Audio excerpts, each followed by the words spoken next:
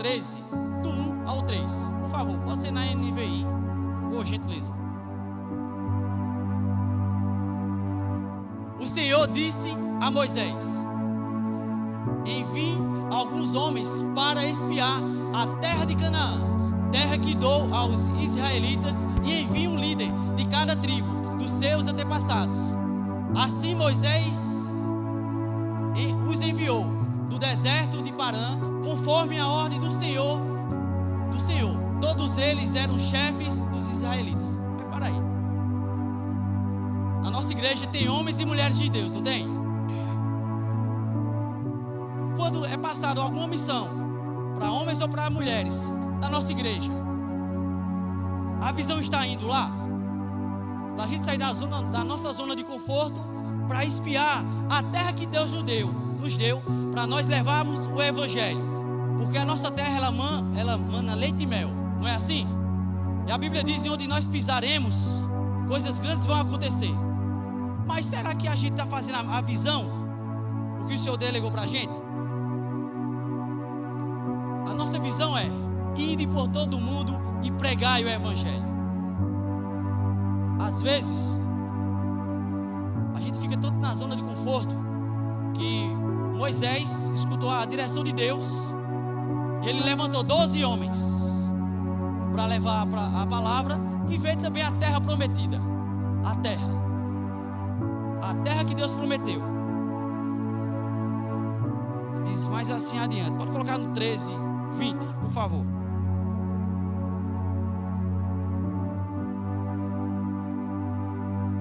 Se o solo é fértil ou pobre, se existe ali árvores ou não, sejam corajosos, tragam alguns frutos da terra. Era a época do início da colheita das uvas. Eles subiram e espiaram a terra desde o deserto de Zin até Reob, na direção de Lebo, Amate. Subiram de Negueb e chegaram a Hebron, onde viviam Aimã, Sessai e Tamai, descendentes de Anak. Ora, Hebron havia sido construída 7 anos antes de Zoar, no Egito. Quando chegaram ao vale de Escol, cortaram um ramo do qual pendia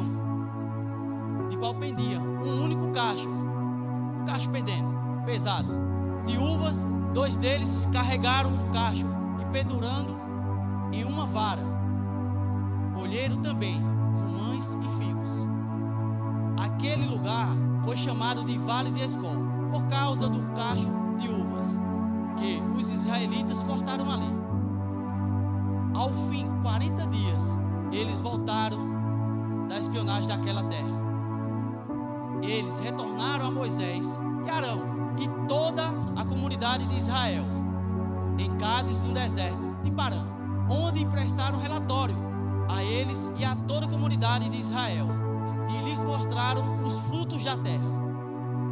Deram o seguinte relatório a Moisés: entramos na terra ao qual nos enviastes, onde flui leite e mel. Aqui estão alguns frutos dela. Contudo, o povo que lá vive é poderoso, e as cidades são fortificadas e muito grandes. Também vimos anaquins. Os amalequitas vivem no Negueb, e os hititas, os jebuseus e os amorreus vivem na região montanhosa. Os cananeus vivem perto do mar e junto ao Jordão. Então Caleb fez o povo calar-se diante de Moisés e disse: subamos e tomamos posse da terra, porque certamente conseguimos fazer isso. Os homens que tinham ido com ele, porém, disseram: não podemos atacar aquele povo, é mais forte do que nós. Agora deixa eu passar para vocês o que o Senhor fala sobre tudo isso. Do 13, do 25 ao 33 diz assim: todos nós enfrentamos situações em que aquilo que vemos com os olhos parece contradizer o que Deus disse. que o Senhor está falando todos os dias aos nossos corações? O que foi que o Senhor delegou para a gente fazer? Em nossa visão. Quando o Senhor falou para Moisés, do 1 ao 3, disse: vá, levantem homens para espiar a terra que eu te prometi. A terra que eu vou enviar, para aquela terra vai ser minha. As pessoas daquele lugar vão ser salvas. As pessoas daquele lugar vão ser curadas. As pessoas que estão naquele lugar vão ouvir a minha palavra. Mas ele colocou 12 homens. Desses 12 homens estava Caleb e Oséias. E Oséias foi mudado o nome para Josué. Eles pegaram a visão e foram ver pessoas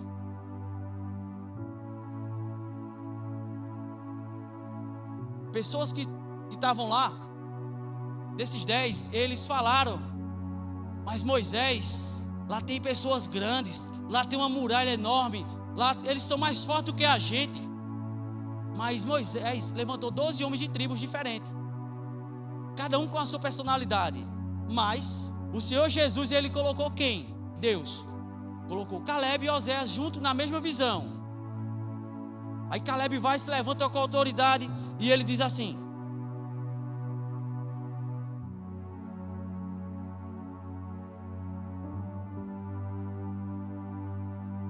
Caleb vai e diz assim: Deus prometeu, Ele é fiel para cumprir. A visão natural nos diz que não vai dar certo. Mas se Deus deu uma visão, Caleb fez e vai e diz: coloca no 31, por favor. Os homens que tinham ido com ele, porém disseram: não podemos atacar ele, aquele povo mais forte do que nós. Aí Caleb se levanta com a autoridade: se Deus deu uma palavra para Moisés, nada vai nos parar. Eu vou com a palavra. Porque lá na passagem diz que os Enoques são grandes, e a visão que eles tinham era como gafanhotos. Moisés, eles são grandes, aos olhos deles nós somos gafanhotos. Qual força nós teremos para ele? Mas só que Caleb levanta com a autoridade e diz: a visão não enxerga obstáculos. As cidades são fortificadas. Nós somos gafanhotos perto deles. Mas os gigantes verdadeiramente eles existiam. O problema foi permitir que a realidade natural fosse maior do que a palavra de Deus.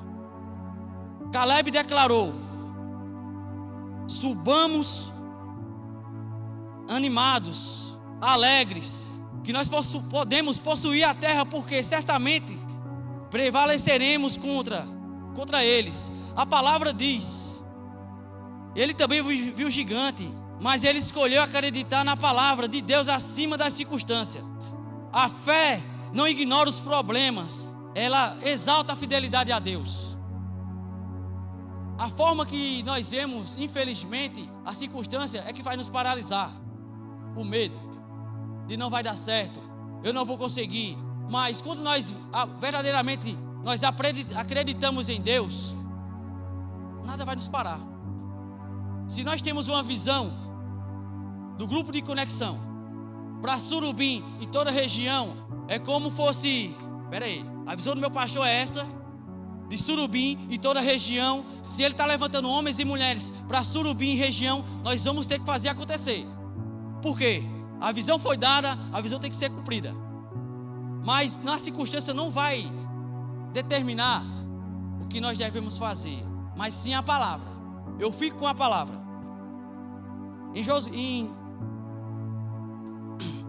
Números 13:30 também diz assim: ele viu a circunstância, mas ele não desanimou, ele acreditou, ele se alegrou. Os nossos próprios olhos é que fazem a gente paralisar. Os nossos olhos: eu não vou conseguir, nada vai dar certo. A palavra de Deus é superior à circunstância. Os olhos do que nós vemos. Coloca para mim, por favor, em 2 Coríntios 5:7. Pois vivemos por fé e não pelo que vemos. Caleb e Josué, ou Oséias, eles viram que tinha dificuldades. Tinha uns gigantes, tinha homens fortes, tinha muralhas. Mas ele, muito pelo contrário, eles ficaram com Deus. Porque eles viveram por fé. Se a visão foi dada a eles, ele fez: Senhor, a terra é fértil, a terra ela mana leite e mel, a terra, Senhor, ela é frutífica, a terra, Senhor, ela vai trazer grandes coisas para a nossa terra, para as pessoas que estão com a gente. Aí eu pergunto a vocês, irmãos, qual é o teu maior obstáculo hoje? Qual é o teu maior medo hoje? Qual é? Se nós vivemos pela palavra e não pelo que vemos, celebrando-se de ver. Foi isso que Caleb e Josué fez.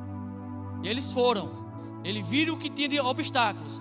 Mas se lá em Números 13:1 fala que Deus disse a Moisés, e mais diante dos 2 e 3 diz: levanta homens para olhar a terra que eu determinei, a terra que eu vou fazer frutificar na vida de vocês. E por que vocês querem parar? Se é no teu trabalho, se é no teu casamento, se é na tua família. Mas o texto diz: a verdade nos confronta a visão natural. E diz assim, mais adiante, em Romanos 12:2, por favor: não se amoldem ao padrão deste mundo, mas transformai-se pela renovação da sua mente, para que vocês experimentem a boa, agradável e a perfeita vontade de Deus. Se Deus já nos deu tudo isso, por que vocês estão paralisados?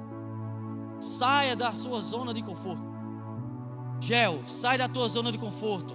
Vai espiar as terras que tem na cidade, as comunidades da cidade de Surubim, ao redor, as cidades vizinhas. Sai da tua zona de conforto, para que as pessoas lá elas sejam libertas da palavra, que elas possam ser transformadas pela palavra. Casamentos sendo restaurados, famílias sendo restauradas, pessoas sendo curadas e pessoas sendo libertas. E Hebreus 10:23, coloca aí por favor, Miriam.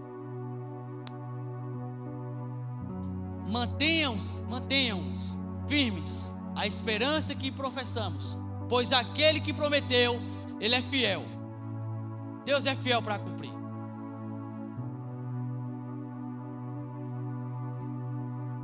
A verdade da palavra não muda porque as circunstâncias não mudaram. São as circunstâncias que precisam se curvar diante da verdade de Deus. A verdade, ela sempre tem uma visão. A palavra de Deus é superior aos sentimentos, às circunstâncias que os olhos veem. Porque nós andamos por fé, não pelo que vemos. Escolhemos firme viver a palavra que Deus nos colocou em um alto nível para entender qual é a visão dele, qual é a palavra dele. E Romanos 12:2 ensina-nos a ser firmes à palavra. Ensina-nos a ser forte no nosso trabalho, na perseverança, na nossa casa. A forma que nós vivemos é a forma que vai nos decidir se nós andamos pela palavra, se nós andamos pela fé, ou nós vamos ser paralisados pelo medo, ou paralisado em determinadas situações que nós dizemos nós não conseguimos. Mas Caleb e Josué, eles ouviram a visão. Eles foram à terra prometida, a terra que Deus designou para eles.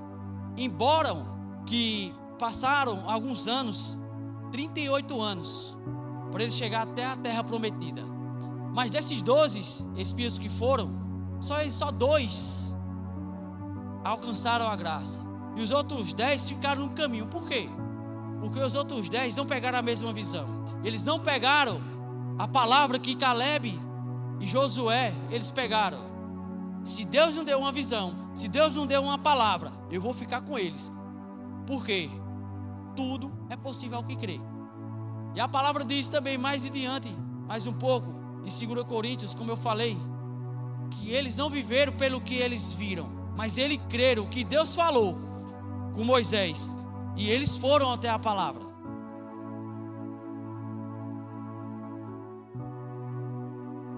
Não muda. Não muda. Deus não muda. Deus não muda. Deus não muda. Ele é ontem, hoje e sempre será Deus. Eu não sei o projeto que você tem. Não sei. Mas, se Deus te prometeu, Ele é fiel para cumprir. Está tudo escrito. Por quê? Porque Deus, Ele é Deus. Ele é o Deus da provisão. Ele é o Deus que nos tira todo medo. Ele é o Deus que Ele reconstrói família. Ele é o Deus que liberta o povo e ide e pregai o Evangelho. Josué e Caleb tinham muitos motivos para desistir. Eles passaram 40 dias no deserto, até chegar onde estava Moisés. Chegou cansado, mas passaram tudo. Disse: Moisés, a terra que o Senhor nos enviou, a terra é boa, a terra é fértil, a terra é frutífera, mas tem dificuldades. Mas a tua palavra, a palavra que Deus te deu e foi passada para mim, eu vou. E nós vamos conseguir. Caleb fala: e nós vamos conseguir, porque a terra é boa. A terra que nós pisamos, ela é fértil, não é? Por que você tem medo de falar dentro da sua casa? Estabelecer a autoridade. A minha família é abençoada, a minha família é próspera, eu ando em saúde divina. Surubim é uma terra que mana leite e mel. Casinhas, eu vou lá pregar o Evangelho. João Alfredo, eu vou pregar o Evangelho. Bom Jardim, eu vou pregar o Evangelho. Vertente do Lero, eu vou pregar o Evangelho. Mas irmãos, mas para isso, o que é que precisam? Sair da zona de conforto. Se você tem algum amigo dessas localidades, liga para ele: meu amigo, eu posso fazer uma visita na tua casa? Eu quero conversar contigo. Aí vai a palavra. Mas se Gel ficar na zona de conforto, nada é feito. A visão nós temos, mas vamos sair da zona de conforto. Foi isso que Caleb e Josué fez. Não disseram também que eles não passaram dificuldade. Passaram, mas tinha um maior com eles. Quem era o maior que estava com ele nesses 40 dias lá? Deus. Mas as pessoas que estavam do lado dele murmuravam, reclamavam. Mas com isso eles não entraram. A Bíblia diz que eles não entraram. Só quem entrou na terra prometida desses 12 espias foi Caleb e Josué, porque eles obedeceram à visão que Deus tinha colocado no coração de Moisés, e eles desfrutaram as maravilhas do Senhor. Josué, próspero, abençoado, tinha uma visão, a visão que Moisés passou para eles. Eles foram agraciados pelo Senhor. Hoje nós temos liberdade para falar com o Senhor. Hoje nós temos acesso disponível ao Senhor. Mas será que a gente só está falando com o Senhor quando a gente precisa? Tudo está disponível, porque Deus é ontem, hoje, Ele sempre será. Pastor Joel, mas se não acontecer hoje, vai continuar sendo Deus. E se acontecer amanhã, não acontecer amanhã, vai continuar sendo Deus. A palavra nos diz, é um tema, eu não sei se vocês já observaram, mas firmes na verdade. O que é que significa? Fala para mim. Se eu permanecer firme na palavra do Senhor, eu vou dar muito fruto. E se eu permanecer na verdade, eu vou alcançar Surubim e região, porque a palavra nos liberta. A palavra do Senhor é para você, meus irmãos, permanecer firme na palavra. Embora que a circunstância seja ao contrário, mas se eu permanecer na palavra, eu vou dar muito fruto. se eu permanecer na palavra, eu vou dar muito fruto. E as pessoas que estavam ao lado de Caleb e Moisés tiveram vários frutos. Se você pegar o capítulo de Números todinho e ler, vocês vão entender que eles passaram por coisas, mas também eles tiveram muitos frutos. Josué tinha acesso com o Senhor depois que Moisés partiu. Josué ficou ali sobre o comando da visão. Qual era a visão deles? Falar como já é hoje: ir por todo mundo e pregar o evangelho, ganhando Surubim, ganhando as cidades vizinhas. Para quê? Que as pessoas fossem libertas. Hoje, jovens da nossa igreja, você nasceu, você é uma geração para levar o evangelho do Senhor na tua escola, na tua família, nas cidades vizinhas que você tem acesso. Não saiam da sua casa com o coração vazio, mas saiam com o coração dizendo assim: ei, hoje eu vou pregar o evangelho do Senhor para meus amigos de escola, para meus amigos de faculdade, para as pessoas idosas também da terceira geração que não conhecem a palavra. É isso que a palavra diz. Sejam firmes no Senhor, firmes no Senhor, porque Deus, antes da gente nascer, Deus já tinha um propósito na nossa vida. Então, não para o teu propósito, não para o teu chamado. Há 2 dias atrás, eu sou um homem do sonho. Eu estava sonhando madrugada, e o Senhor me mostrou Roma e a Casa Branca sendo destruída. E eu compartilhei esse caso e fui ler a palavra. Roma sendo destruída e a Casa Branca, se vocês observarem, são cidades mais fortes da nação, de toda a humanidade. Roma veio do Antigo Testamento, os romanos, e a Casa Branca. E o Senhor me levou para Raabe. Estava eu, minha família dentro de casa. Teve o terremoto nisso aí.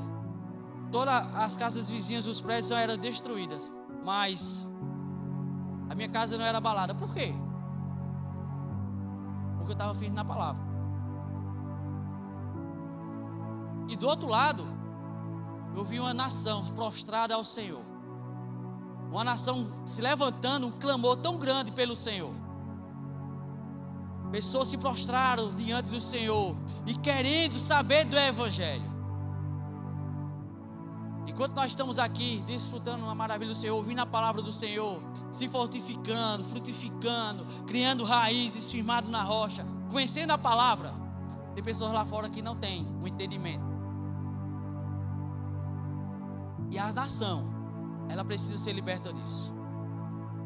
Antes de 2030, o Senhor está levantando uma geração para ir e pregar o evangelho. Vai ser um dos maiores avivamentos do Brasil e das nações. A visão já foi estabelecida em Números 13, 1 e 2. O Senhor está falando. O Senhor está falando. Eu sei que tem pessoas aqui no nosso meio que o Senhor já está acordando de madrugada para orar e não sabe nem para que é. Mas eu vou te dizer, é para interceder por aqueles que estão querendo fraquejar. Segundo ponto,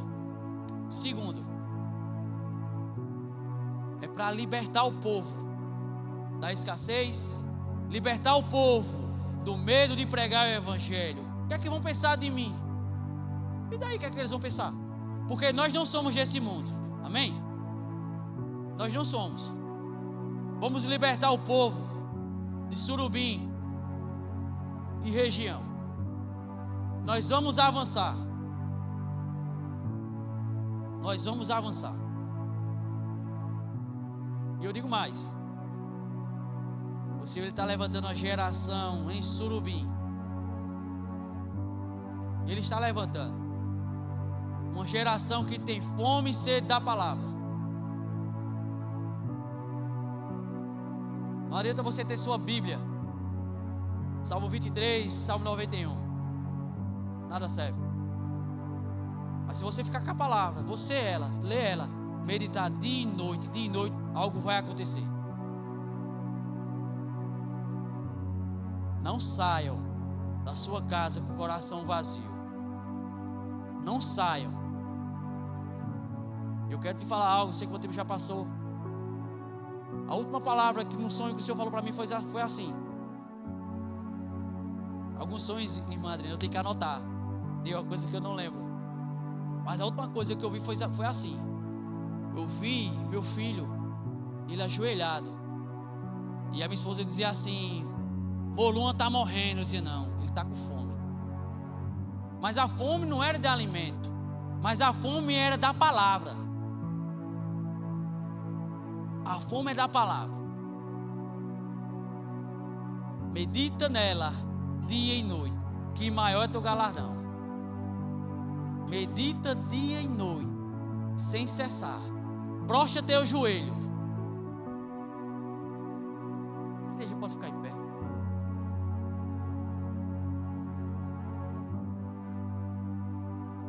Quero que você ore pela cidade de Surubim, pelo Pernambuco e pela nação, com a autoridade que Deus te deu para pisar em serpentes e escorpiões. Que haja um destravamento sobrenatural sobre essa cidade, que pessoas sejam alcançadas pela palavra da fé.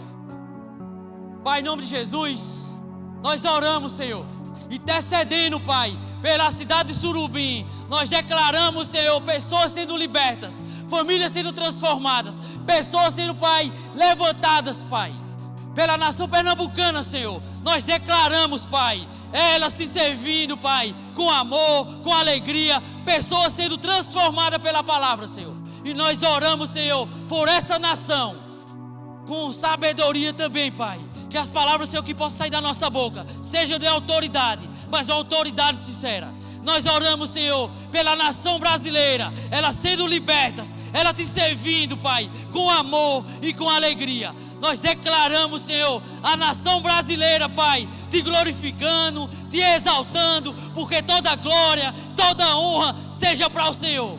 Oh, Pai, nós declaramos, Senhor, um país, Pai, sendo repleto, se prostrando diante de Ti. Que seja, Pai, o maior avivamento, Pai, já conhecido, Pai, sobre as nações. E nós declaramos, Senhor, uma geração forte, uma geração te buscando, cada dia mais, com amor. E nós declaramos, Senhor, Surubim também, Pai, sendo um ponto e um farol para essa cidade. Surubim e toda a região. Nós declaramos, Senhor, que seja e vai ser, porque nós somos, Pai, firmados na Tua palavra. Nós somos, Pai, firmados na Tua rocha, que é o Senhor. Oh, Pai, eu te agradeço, Pai, desde já, porque o Senhor tem levantado homens e mulheres dessa cidade e região, de toda a nação pernambucana, para falar do Teu Evangelho.